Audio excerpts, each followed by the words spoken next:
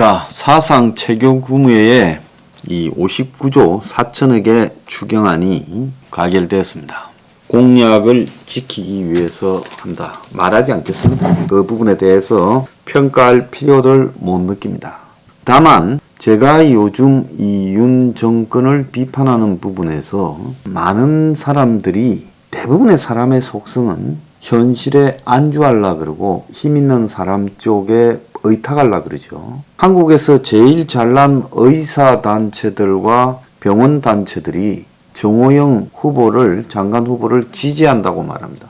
나 그거 보고요, 참 기가 찼습니다. 정호영이를 정말로 미는 쪽은 원격 의료와 의료 민영화를 원하는 쪽인데, 한국의 의사들과 병원들이 다 그걸 원한단 말입니까? 아니면 그렇게 하면 안 되는데 단체들이, 의사단체나 병원단체들이 전부 상층부가 자신의 이해를 배반한다 이야기입니까? 그건 모르겠습니다. 좌우간 이런 모습들을 보면서 의사도 자신들의 계급 이해를 배반하는 마당에 솔직히 평범한 대중들이 이 이해를 배반하는 것은 그건 흔한 일이라고 생각합니다. 자, 59조 추경을 하고요. 기초노령연금을 또 40만 원을 한대요.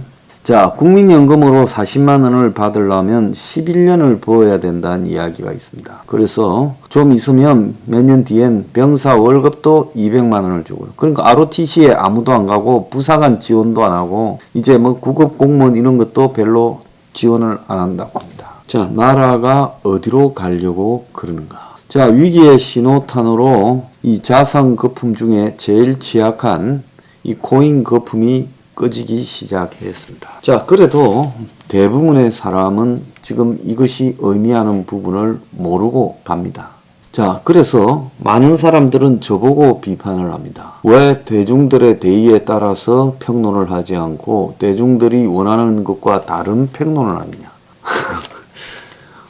자, 대중들이 솔직히 말하면 다 현실에 안주하며 자신들에게 다가올 위험과 그리고 어려움들을 외면할 때, 그래도 지식인이라면, 그래도 리더라면 그런 부분들을 솔직히 이야기하면서 그들에게 위기의 쓰나미가 다가오니까 정신 차리라고 말하는 것이 사람이지, 대중들이 그러면 나도 대중의 구미에 맞춰서 이야기를 하는 게 낫겠다. 굳이 대중들이 원하지 않는 걸 거슬러 올라가며 이야기할 필요가 뭐가 있겠나. 이렇게 말한다면 저는 그야말로 입으로 떠드는 사기꾼이지요.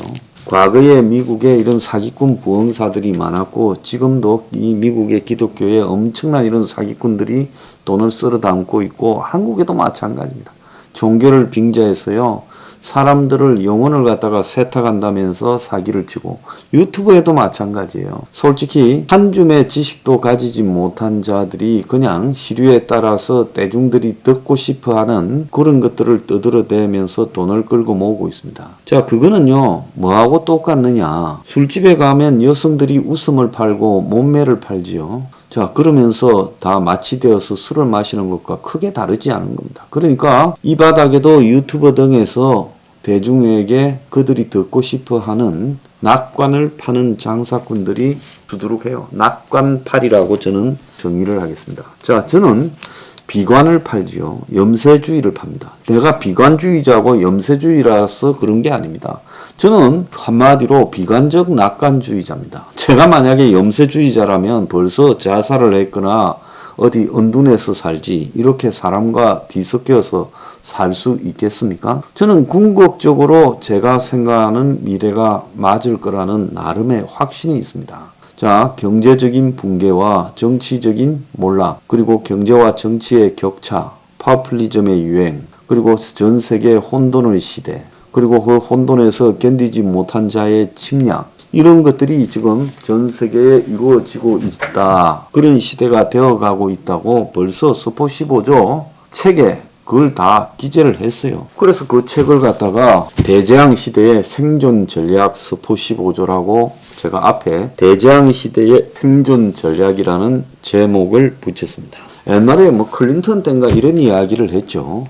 자, 이웃집의 자식이나 가족에서 실업자가 나오면 불황이 시작된 거고, 당신 집에서 실업자가 나오면 이제 재앙이 닥친 거라고. 경제 위기가 닥친 거라고. 자, 저는 오늘 이 금요 칼럼의 제목을 곧 악마가 당신 집 문을 두드린다라고 하겠습니다. 솔직히요, 대한민국의 대다수, 저는 80%도 넘을 거라고 봅니다. 대다수 국민들의 삶이라는 것은 굉장히 소박하고 평범하고 또 한 발만 잘못 내디디면 위기가 그냥 자신에게 닥치는 그런 상황으로 구성되어 있습니다. 그렇지만은 자기가 차를 몰고 아파트에 살고 또 나름 직장이 있고 고정 수입이 있을 때는 자신의 삶이 아주 얇은 얼음 위에 놓여 있는 돌과 같다라는 처지를 깨달지 못하지요. 그런데 충격이 와서 얼음에 균열이 깨어지고 돌이 물속으로 가라앉을 때 그때야 자신의 삶이 가라앉는다고 느낄 수 있을 겁니다. 그래서 겉으로는 멀쩡해 보이는 이 삶도요, 그 안에 한꺼풀만 베끼면 위기로 가득 차 있다라는 것이 실질적으로 대다수 국민들의 삶의 모습입니다. 그 블루벨벳이라는 데이빗 린치 감독의 영화를 보면 처음에 아주 평온한 미국의 교회 마을을 쭉 비추다가 나중에 이제 잔디 속에서 사람 손가락이 나옵니까? 이런 게 하나 나오죠. 그래서 완전히 평온한 자본주의 사회의 중산층 마을을 비추는 척 하다가 그 속에 감추어진 수많은 추악함들을 드러내는 그런 영화다라고 그렇게 이야기를 합니다. 우리의 삶도요, 솔직히 모든 위기와 어려움들을 애써 감추고 그 위에서 불안하게 지탱되는 삶이라는 겁니다. 솔직히 재벌들 중에서도요, 어느 날 위기가 닥치면 그들의 삶이 갑자기 무너질 수도 있습니다. 큰 없으나 있으나 관계없이 누구에게도 그런 위기가 닥칠 수 있지요. 그래서 저는 현재 전 세계적으로 벌어지고 있는 이 상황이 이게 보통의 시점이 아니라는 겁니다. 그냥 정치인이 낙관을 팔고, 원래 정치인은 낙관을 파는 겁니다. 내일요, 한국에 제2의 IMF 같은 사태가 와서 경제가 무너지고 수백만 명이 길바닥으로 나앉더라도 오늘은 낙관팔이를 해야 되는 것이 그게 정치인들의 기본적인 속성이에요. 옵티미스틱 아닙니까? 정말로 세상이 안정해서 낙관하는 게 아니라 기왕에 올라탔으니까 갈 때까지 가보자겠죠. 자, 어제 이제 나중에 따로 이야기하겠지만 코인 값이 폭락하고 원화도 가치가 폭락했습니다. 자, 코인하고 주식이나 채권 같은 정권하고 이 부동산 중에서 코인이 가장 가볍고 위태로운 이 자산이죠. 이제 코인에서 추락이 시작됐습니다. 그 다음에 이제 주식에서 시작될 거고 마지막에는 부동산까지 연결될 거라고 보고 있습니다. 자, 그래서 이제 여기저기에서 곧 당신 집 앞마당에 폭탄이 떨어진다라는 신호가 날라오고 있지만은 대중들이라는 것은 그런 신호가 날라올 때 그것을 감지하고 자기 삶을 되돌아보고 챙기기보다는 그런 일이 있겠어? 그냥 오늘 또 하루를 즐겁게 산다. 이렇게 세팅이 돼 있어요. 사실 그렇게 세팅돼 있지 않으면 못 살죠. 금세 그냥 죽기 아니면 살기로 데모가 일어날 겁니다. 그래서 여러분한테 제가 말씀을 드리는 건요, 그렇게 사는 자세가 나쁜 게 아니고 좋을 수도 있어요. 그런데 하나만 명심하기를 바랍니다. 곧 당신 집 문을 악마가 두드립니다. 똑똑하고 두드리고요.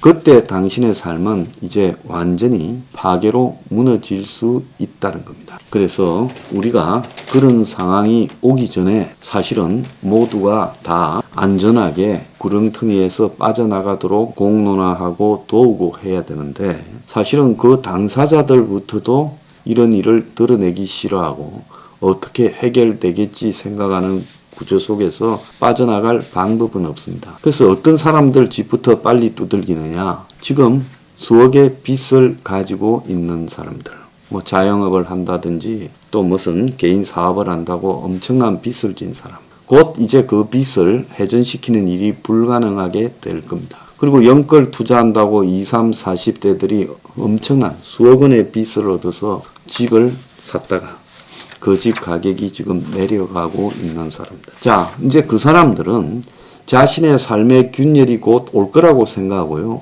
허심탄회하게 그런 부분들을 논의해서 여기서 어떻게 빠져나갈까라는 부분을 준비하고 마음으로 이렇게 받아들이고 있으면 제가 생각할 때 사는 길이 생길 수도 있어요. 여기에 또 추가된다면 주식한다고 코인한다고 빚내서 빚더미에 올라 있으면서 이걸 돌리면서 버티는 자들 다 당하게 돼 있습니다. 그래서 부채가 당신의 목을 조우게 될 것이다. 부채가 악마입니다. 그래서 제가 곧 당신 집 문을 악마가 두드린다는 것은 빚이 당신 집 문을 두들긴다는 이야기입니다. 그래서 그렇게 될 때 내 삶은 어떻게 조정해야 되겠다라는 이걸 준비해 놓고 있지 않으면 이제 나중에는 어떻게 되냐. 자살이라든지 가족을 죽인다든지 아니면 그냥 이혼을 한다든지 도망을 간다든지 이제 이런 일들이 벌어지게 되는 겁니다. 자, 그래서요. 오고 있습니다. 거의 다 왔어요, 악마가요. 그러니까 준비들을 단단히 하길 바랍니다. 제가 이런 사고를 하루 이틀에 그냥 가지게 된 게 아니라 제 나름대로는 무수한 책을 읽고 무수한 고민을 하고 또 무수한 고민에 대한 시뮬레이션을 해보고 이제 거의 막장이 왔다라고 판단하게 된 겁니다.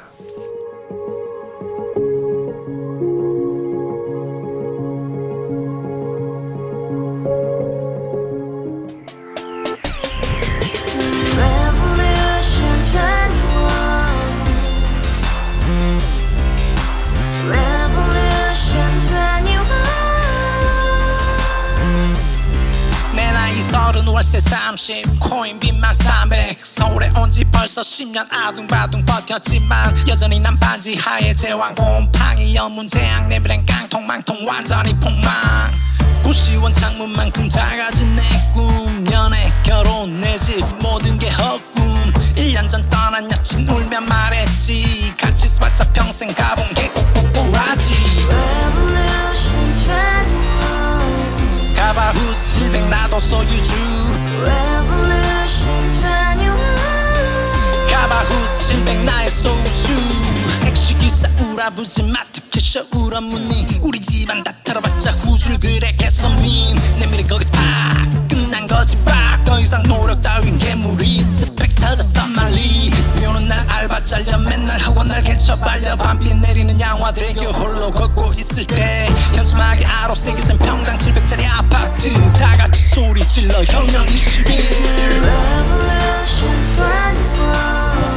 가바후스 700 나도 소유주 가바후스 700 나의 소유주 live together in the house, brand new day, and your dream had just begun. Revolution 21, only open happiness. 너의 곁에 내가 영원히 함께. 지금까지 정치인들 입만 열면 찝찝찝 개소리 멍멍멍